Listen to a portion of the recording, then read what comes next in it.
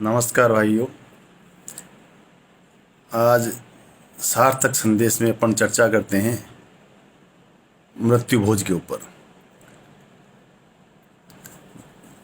जैसा कि आप जानते हो कि हमारे देश में जो मृत्यु भोज है वो एक सामाजिक परंपरा रही है, लेकिन आज इसे सामाजिक बुराई के रूप में जाना जाता है और ये सही भी है। आज किसी के घर में कोई बच्चा मर गया, माँ मर गई, बाप मर गया, एक तरफ तो अपन शोक मना रहे हैं और दूसरी तरफ दावत लुटा रहे हैं। ये तो अच्छा नहीं लगता।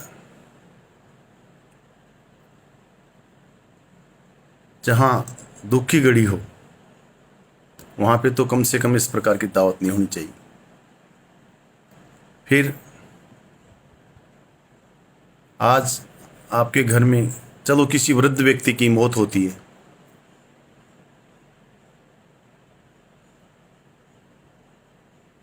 तो उसकी यादगार के अंदर अपने को मृत्यु भोज के बजाय कुछ ऐसा काम करना चाहिए जो पीढ़ियाँ उसको याद रखें और वो इस समाज के काम में आए। जैसे आप किसी मृत्यु भोज पे 2-3-4 लाख रुपए खर्च करते हो, उससे बेहतर ये है कि आप स्कूल में एक कमरा बना दें, स्कूल में कंप्यूटर लैब लगा दें, स्कूल की लाइब्रेरी को किताबें डोनेट कर दें, एक बढ़िया सा प्याऊ बना दें, वाटर आरओ कूलर लगा करके एक धर्मशाला बना दें। ये हर समाज के व्यक्तियों के काम में आने वाली चीज़ है। और आज आपने आपके पिताजी की डेथ पे एक स्कूल में कमरा बना दिया, वो कमरा 100 साल तक रहेगा। उसमें कितने बच्चे पढ़ करके अपना भविष्य का निर्माण करेंगे। अपने पिताजी का नाम अमर हो जाएगा। आप कमरा बनाइए, उनका नाम लिख दीजिए, हर कोई देखेगा कि यार ये देखिए फलाने के पिताजी ने की याद में उनके बच्चों ने कमरा बनाया है स्कूल में, और वहाँ शिक्षा दान लेकर के कितने बच्चों ने अपना भविष्य सुधारा है। लाइब्रेरी रख दी आपने, बच्चे उसमें कंपटीशन की तैयारी करेंगे, अच्छी अच्छी किताबें उसमें मिलेगी, वो पढ़ करके अपना भविष्य बनाएंगे। काम की चीज़ है, कमरा बनाना काम की चीज़ है। कंप्यूटर लैब लगा दो, तकनीकी का ज़माना है, आज पूरा इंटरनेट पर सारी चीज़ पड़ी हुई है। उस कंप्यूटर में अपने बच्चे स्कूल में पढ़ करके पूरी नॉलेज उसमें इंटरनेट से ले करके अपने ज्ञान में वृद्धि करेंगे, और वो उनको आगे कंपटीशन में सहायक होती है, उनका अच्छी जगह चयन होता है, उनका भविष्य बनाता है। इस प्रकार के काम मृत्यु भोज के बजाय हमें करने चाहिए, मेरी ये सोच है। हाँ, मैं पहले भी कम से कम जहाँ तक मुझे याद है 20 साल से मैं किसी मृत्यु भोज में शामिल नहीं हुआ आज तक, और नहीं भविष्य में कभी होऊंगा। और आज मैं आपको ये भी एक संदेश देना चाहता हूँ कि मेरे घर में अगर किसी बुजुर्ग की डेथ होती है, मैं कभी भी मृत्यु भोज नहीं करूंगा। इस बात का भी आज आपके सामने मैं संकल्प ले रहा हूँ। साथ ही मैं आप सभी समाज के प्रबुद्ध गणों को ये आगाह करना चाहता हूँ, ये निवेदन करना चाहता हूँ कि आप भी समाज के लिए पहल करके इस कुरीति को ख़त्म करने के लिए सब जुट करके, एकजुट होकर के प्रयास करें, ताकि गरीब लोगों को मुक्ति मिल सके और मृत आत्मा को शांति मिल सके।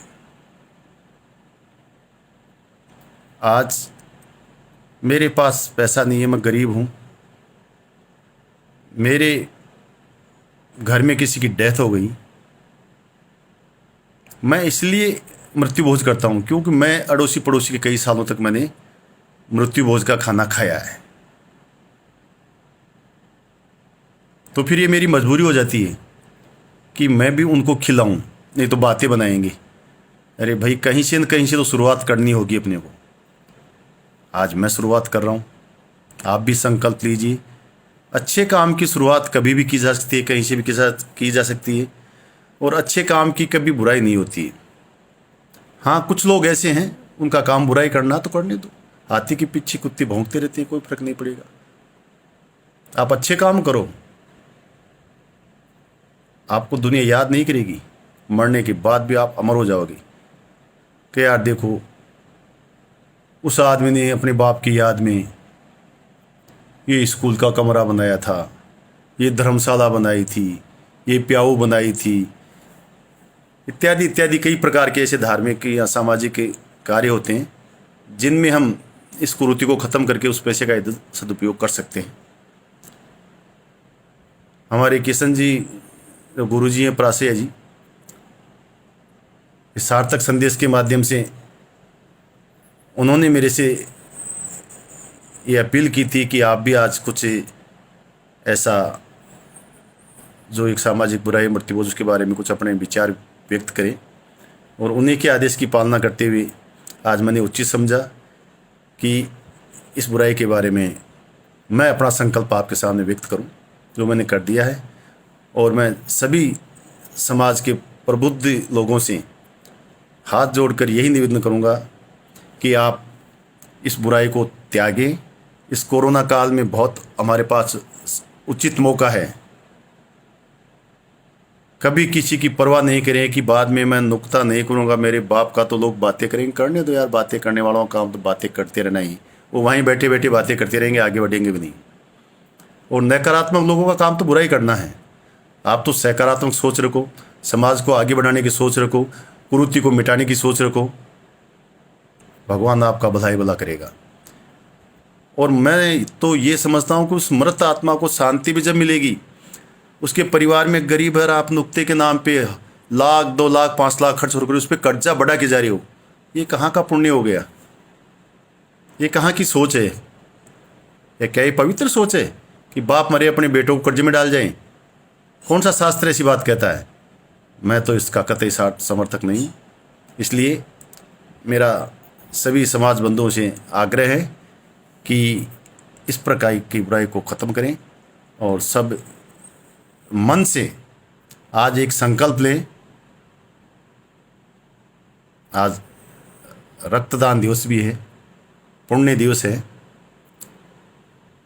तो ऐसे मौके पे हम सब मिलकर के आओ, समाज को आगे बढ़ाने के लिए एक अच्छे कदम की तरफ बढ़ते हैं। और आज से सभी ये संकल्प लेते हैं कि हम इस बुराई को जड़ से ख़त्म करेंगे। बहुत बहुत शुक्रिया, धन्यवाद।